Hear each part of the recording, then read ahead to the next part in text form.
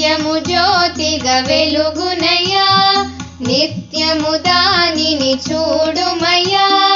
పరుగున మీరు రారయ్యా శబరిగిరికి పోవుదము శరణం శరణం అయ్యప్ప స్వామియ శరణం అయ్యప్ప శబరిగిరి సాయ్యప్ప